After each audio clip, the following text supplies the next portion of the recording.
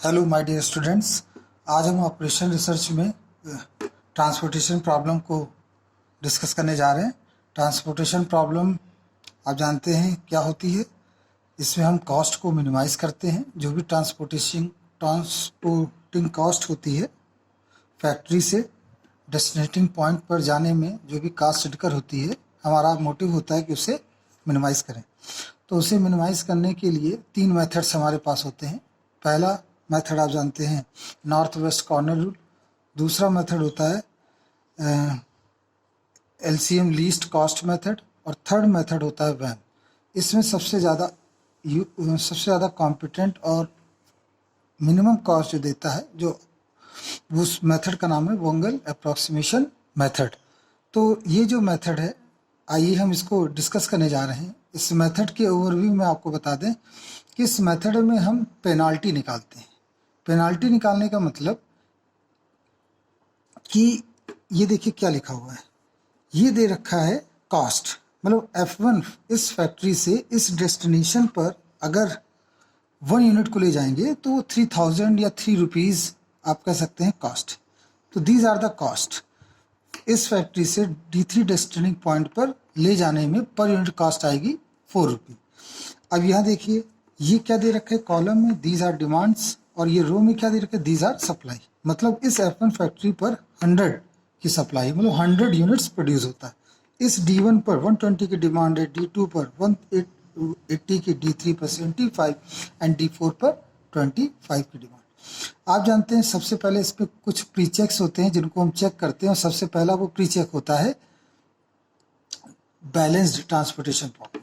तो balance transportation problem के लिए अगर हम यहाँ बात करें बैलेंस्ड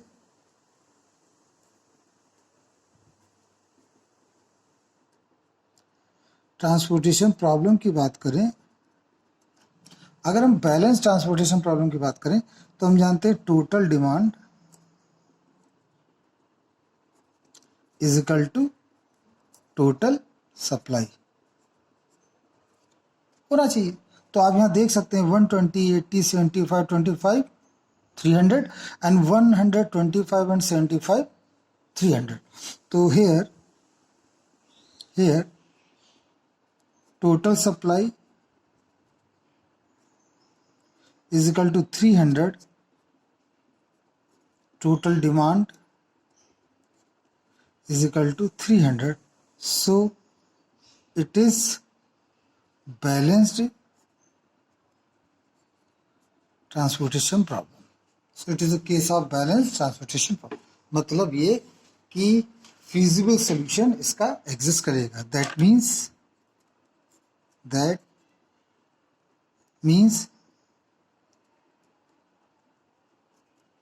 feasible solutions are, सबसे इम्पोर्टेंट बात कि feasible solution इस केस में एग्जिस्ट करेगा जब टोटल डिमांड टोटल सप्लाई के बराबर होगी। तो जैसे मैंने बताया कि यहाँ पर हम पेनाल्टी निकालते हैं। तो पेनाल्टी निकालने का तरीका क्या है, इसमें शॉर्टकट में आप बस एक ही याद रखिए, एल ठीक है, LLM और L मतलब है लोवेस्ट मैक्सिमम लोवेस्ट। अभी मैं आपको बता दूंगा ये क्या है। तो लोवेस्ट में क्या है कि हम टू लीस्ट वैल्यू देखते हैं हर रो में, ईच रो में। जैसे पहले रो, अब इस डिमांड सप्लाई को हम ध्यान में नहीं रखेंगे, हम ये देखेंगे सबसे पहली रो में जो लीस्ट वैल्यू है वो लीस्ट 2 वैल्यू कितनी है, 1 और 3, इनका हम सब्ट्रैक्शन निकाल लेंगे। फिर सेकंड में हम लीस्ट वैल्यू निकाल लेंगे, इनका हम सब्ट्रैक्शन निकाल लेंगे। उसी तरह से थर्ड रो में लीस्ट वैल्यू निकाल के उसका सब्ट्रैक्शन निकाल लेंगे, ठीक है। और इसी प्रकार से हम कॉलम में चलेंगे, इसीलिए मैंने यहाँ लिखा है लोवेस्ट का मतलब टू लोवेस्ट। एक लोवेस्ट का मतलब रो में, फिर दूसरे लोवेस्ट का मतलब कॉलम में, और फिर मैक्सिमम सबसे बड़ी जो पेनाल्टी हो वो लो, और एल का मतलब मैं अभी क्वेश्चन के दौरान आपको बता दूं। तो ये चीज़ आपको यहाँ समझ में आ गई होगी। तो हम यहाँ करेंगे कि इसी बात को लिखेंगे कि कैसे ये आ रहा है। तो हमने सबसे पहले, अब हम यहाँ कॉलम नहीं, लाइनें नहीं खींचेंगे, अब हम डायरेक्ट करेंगे। F3 ये हम लिख देंगे D1, लिख देंगे D2, ये लिख देंगे D3 और ये लिख देंगे D4। आइए यहाँ पर सबसे पहले घटा देंगे तो 3 और 1 2, तो इसको ऐसे लिखिए पहले, ये तो पूरा पूरा हम ऐसे लिख ही देंगे 3 3 4 1 एंड 4 2, मतलब इसको बोलते हैं इटरेशन प्रोसेस। एक ही काम आप कई बार कर रहे हैं, मैनी टाइम्स, ठीक है। और इसके आगे क्या लिखा था यहाँ पर 120 80 75 25 और ये आपका 100, ये आपका 125 और ये आपका 75 और टोटल है आपका 300, ठीक है। इस तरह से हम लाइन भी खींच देते हैं। चलिए वहां जब क्वेश्चन आए तो आप इसके ऐसे लाइन खींचिएगा, ये दे रखा है। तो सबसे पहले जो हमारी पेनाल्टी बनेगी वो हम इस तरह से लिखेंगे, इसको आगे कर लेते हैं, इसको ये मिला देते हैं और ये आपकी पहली पेनाल्टी होगी, इसमें ये वाली जाएगी, ये तो ये आपकी P1, इसको हम लिख देंगे P1 और ये भी हमारा क्या होगा P1। तो P1 का मतलब क्या हो गया, इनमें से हम लोवेस्ट देखेंगे तो 312 31 कितना लिखेंगे बच्चों 2 220 और इसमें 1 और 2 1। फिर इधर आ जाते हैं कॉलम में, कॉलम में अगर हम देखेंगे तो 3 1 2 3 2 1 और 4 3 1 और 2 1 1। तो आप देखिए इन सब में जो सबसे मैक्सिमम, देखिए लोवेस्ट रो में हो गया, लोवेस्ट कॉलम में कर लिया और फिर मैक्सिमम, इनमें जो मैक्सिमम होगा पेनाल्टी वो देखें। तो मैक्सिमम 2, देखिए टाई हो रहा है 2 और 2, मैक्सिमम पेनाल्टी यहाँ पर 2 है। तो पेनाल्टी को हमें क्या करना है, मिनिमाइज करना है। तो उसके लिए हम ये देखेंगे कि इन दोनों में हम इस या तो इस कॉलम में जाएं या तो इस कॉलम में। या तो कुछ बुकों में तो कहा गया आर्बिट्री आप चूज कर लीजिए, लेकिन कुछ बुकों में इस चीज़ को बहुत ही क्लियरफाई मेंशन किया गया है। तो आप क्या करें, इस रो या इस कॉलम में जो सबसे मिनिमम वैल्यू आपको दिखे कास्ट की, आप उसे असाइन कर दें। तो आप देखिए यहाँ भी अगर हम चलेंगे तो ये दिख रहा है मिनिमम 1 और इधर भी चलेंगे तो मिनिमम 1 ही है, मतलब 1 1 में भी टाई हो रहा है। तो फिर हम किसी एक को सबमिट कर देंगे, दैट्स इट। उससे कोई, तो हमने इसको ले लिया और हम यहाँ पर इनकी डिमांड कितनी है 120 की और सप्लाई कितनी है 75 की। तो यहाँ पर हम इसको करके 75 यहाँ पर हम लिख देंगे और ये लाइन आपकी खत्म हो जाएगी।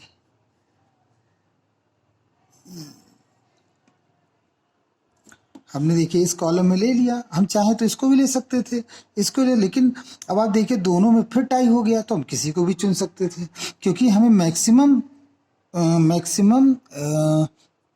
जो पेनाल्टी उसमें से हमें लोवेस्ट कॉस्ट लेनी होती है। तो हम ये ले सकते, तो इसमें आपने देखा 75 की सप्लाई है और 122, तो ये 75 यहाँ पे हम सब्ट्रैक्ट करके लिख देंगे। तो ये आएगा सब्ट्रैक्ट करने पर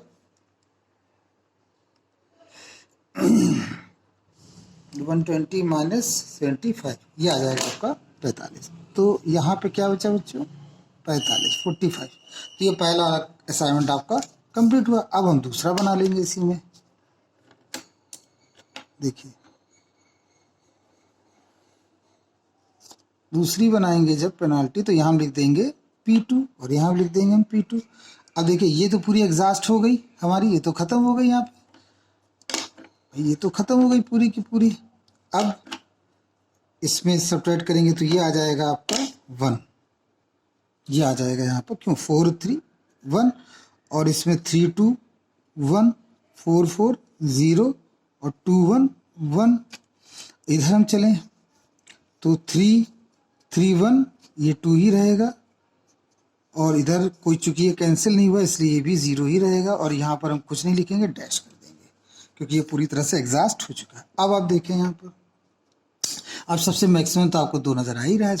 इस मैक्सिमम पेनाल्टी में आप देखिए सबसे ये इस तरह से लगा देते हैं वो समझने के लिए कि हाँ इस रो में आपने मूव किया है। तो अब ये सबसे मैक्सिमम पेनाल्टी है 2, तो अब ये देखिए ये रो में आ रहा है, तो इसमें आप देखिए सबसे मिनिमम वैल्यू कितनी है 1। तो इस 1 के लिए आप देखिए 25 की डिमांड है, 100 की सप्लाई है, तो आप यहाँ पर क्या कर देंगे 25 को दे देंगे और कुल मिला के ये आपका एग्जॉस्ट हो जाएगा और यहाँ पर अब बच जाएगा 75। ठीक है बच्चों, ये हो गया। अब फिर हम एक बनाएंगे, इसको आप स्केल से बनाने की प्रैक्टिस कर लीजिएगा तो बहुत बढ़िया आपका क्वेश्चन बन जाएगा उसका, क्योंकि क्वेश्चन का प्रेजेंटेशन भी अच्छा होना चाहिए।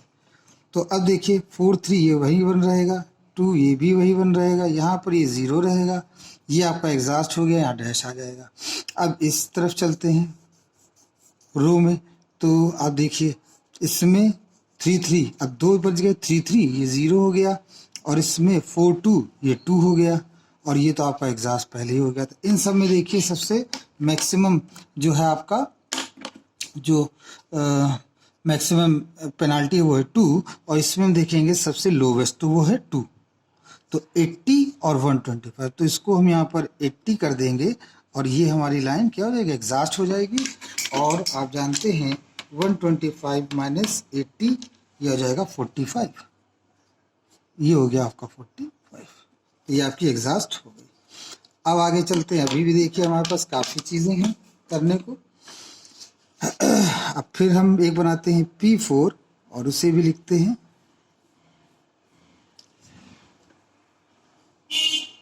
देखिए ये हमारा क्या है पेनाल्टी P4। अब P4 पेनाल्टी में फिर वही आएगा, ये 1 हो जाएगा, इसमें तो हमें देखिए ना ये डैश हो जाएगा, इसमें हमें नज़र आ रहा है दैट बिकम्स 4 4, ये हो जाएगा 0 और यहाँ पे कुछ नहीं रहेगा, डैश रहेगा। जो डैश हो जाता है उसके आगे तो आप डैश तुरंत लिख ही दें।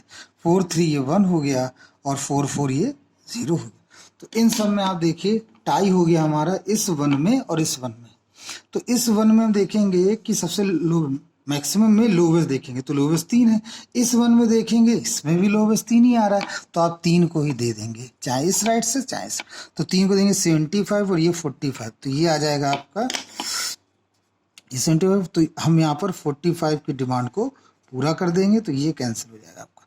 तो कुल मिला के आपका 75 माइनस 45 ये आ गया और ये हम लिख देंगे यहाँ पर बच्चों 30, ये 30 आ गया। अब लास्ट का बचा है आपका 440, अगर हम P5 लिखें तो देखिए 440 और 44, तो यहाँ भी 4 आ जाएगा और यहाँ भी 4 आ जाएगा, क्योंकि अब तो और कोई बचा नहीं, सब एग्जॉस्ट हो गए। तो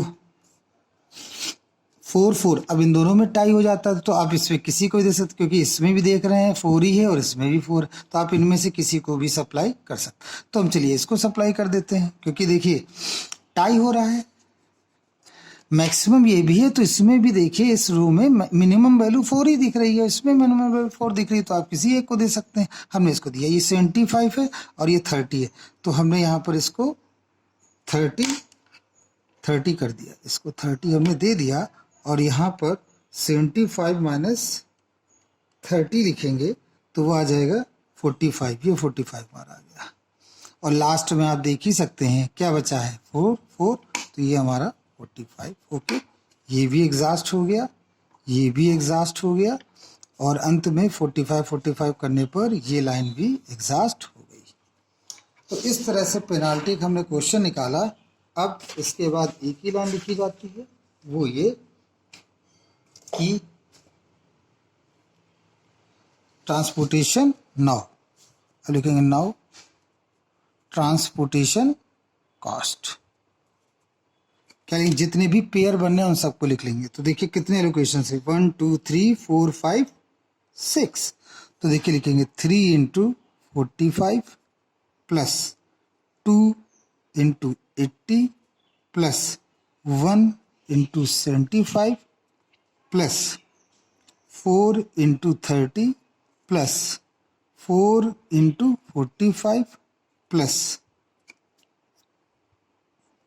ये 1 सेकेंड और ये किए प्लस 1 इंटू 25, इस सबको जोड़ लेते हैं और देखते हैं क्या वैल्यू निकलती है। तो 3 इंटू 45 गिव्स 135 और ये 160, ये 75, ये 120, ये 180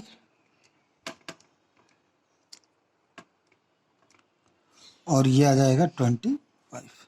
कुल मिला के 6 ऑक्यूपाइड सेल आए हैं, 6 ऑक्यूपाइड सेल आए हैं। सबको ऐड कर लेते हैं। 135 plus 160 plus 75 plus 120 plus 180 plus 25 और ये आ जाएगा आपका 695।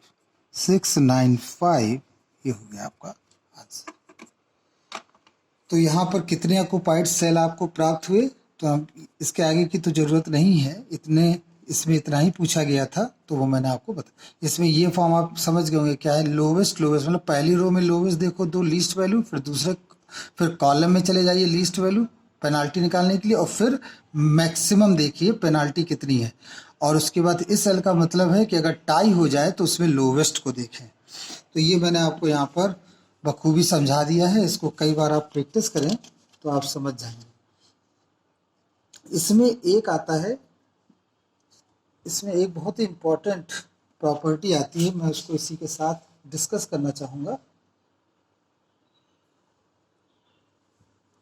एक प्रॉपर्टी आती है जिसमें हम कहते हैं नॉन डीजेनरेट कंडीशन ऑफ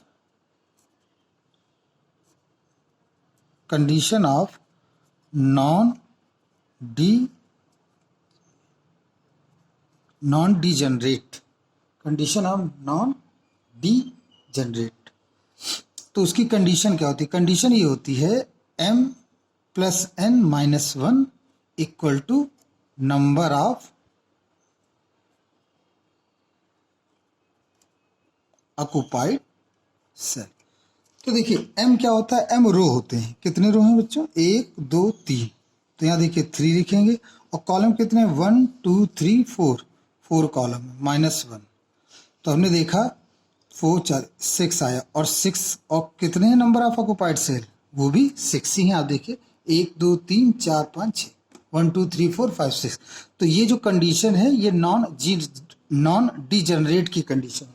और जब नॉन डीजेनरेट की कंडीशन हो जाती है तो तब हम प्रोसीड कर सकते हैं ऑप्टिमम ओपी ऑप्टिमल सॉल्यूशन की ओर। समझ आया बच्चों? मतलब ये कि ये कंडीशन फुलफिल होनी चाहिए, और जब ये फुलफिल हो जाएगी तब हम ये बात कह पाएंगे कि जो हमारे ये जो ऑक्यूपाइड सेल हैं ये एक्चुअली इंडिपेंडेंट पोजीशन पर हैं।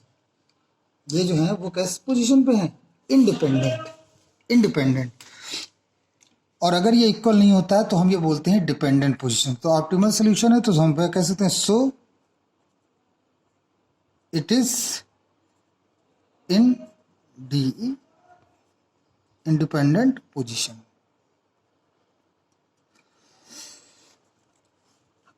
असल में जो पहला मेथड है, पहले 3 मेथड हैं वो फीजिबल सॉल्यूशन निकालते हैं। जो 3 मेथड हैं वो क्या निकालते हैं बच्चों? फीजिबल सॉल्यूशन को।